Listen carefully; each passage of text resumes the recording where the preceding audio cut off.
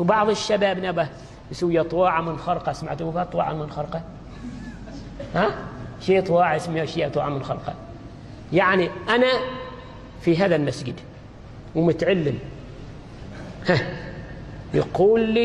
يقولوا لي آبائي وشيابي واللي أنت تصلي ابنه، أنت إنسان متعلم وأنت قريدك غاوية. لا لا لا لا لا لا، ما أتحمل صلاة الناس في رقبتي، ما أتحمل.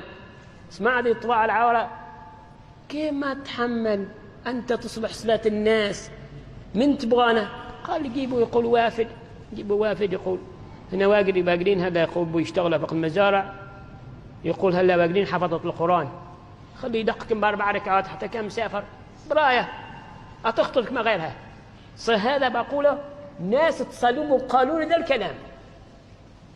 إنسان مسافر وافد يشتغل في المزرعة ويدقق بأربع ركعات يصلي.